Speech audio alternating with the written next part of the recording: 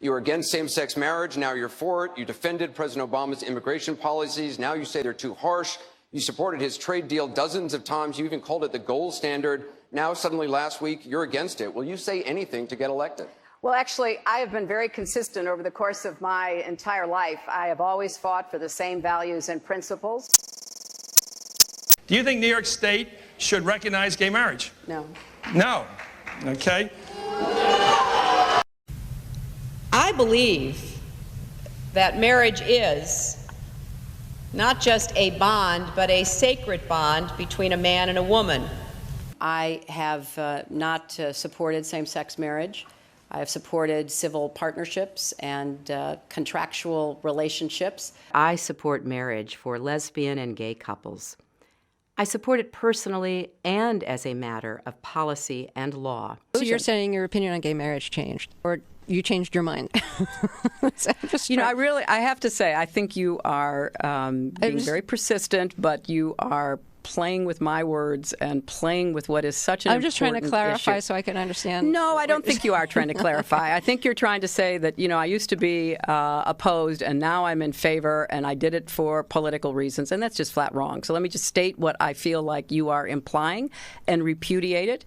I have a strong record. I have a great commitment to this issue, and I am proud of what I've done and the progress we're making. Yeah, I'm sorry, I just want to clarify what I was saying. No, I was saying that you maybe really believed this all along, but, believed in gay marriage all along, but felt for political reasons America wasn't ready yet and you couldn't say it. That's what I was thinking. No, that is not true.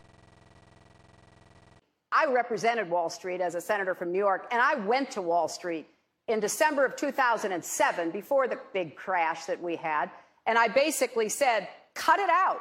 Quit foreclosing on homes. Quit engaging in these kinds of speculative behaviors. Now, who's exactly to blame for the housing crisis? I think there's plenty of blame to go around. Home buyers who paid extra fees to avoid documenting their income should have known they were getting in over their heads. Of course, we have to deal with the problem that the banks are still too big to fail. We can never let the American taxpayer and middle-class families ever have to bail out the kind of speculative behavior that we saw. But we also have to worry about some of the other players. AIG, a big insurance company, Lehman Brothers, an investment bank. There's this whole area called shadow banking. That's where the experts tell me the next potential problem could come from. So I'm with both Senator Sanders and Governor O'Malley in putting a lot of attention onto the banks. And the plan that I have put forward would actually empower regulators to break up big banks. Hillary Clinton's attempt to tout her foreign policy experience hounded her again on the campaign trail today. I made a mistake in describing it. She claimed she misspoke last week and was sleep deprived when she described landing under sniper fire in Tuzla, Bosnia, something that didn't happen. But CBS News has found several times in the past few months when Senator Clinton used the Bosnia trip to try to show her international experience. December in Iowa. We landed in one of those corkscrew landings and ran out because they said there might be sniper fire. I don't remember anybody offering me tea on the tarmac when that was happening. Then in February. The welcoming ceremony had to be moved inside because of sniper fire. And last week. I remember landing under sniper fire. We basically were told to run to our cars. Now that is what happened. Differing accounts of your trip to Bosnia, and I'm wondering if you can clarify. I know you recalled, ducking under sniper fire, and Sinbad in his account, who's on the trip, he said that the most dangerous part was remembering where he was going to eat next. He's a comedian, Jeff. He's a comedian. So you actually recall, hearing gunfire, and were you when we were flying into Bosnia, we came in a evasive maneuver. There was no greeting ceremony, and we basically were told to run to our cars. Now that is what happened.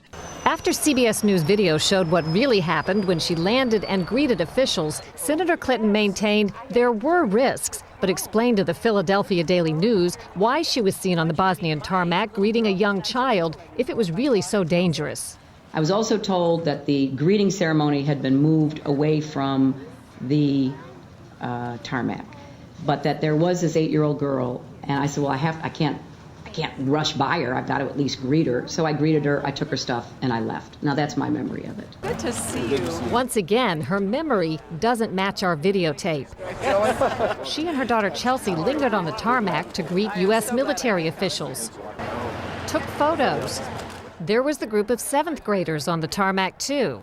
And then Senator Clinton walked to the armored vehicle where she did eventually duck and enter. Were you lying then? Are you lying now? Or are you not, in fact, a chronic and habitual liar?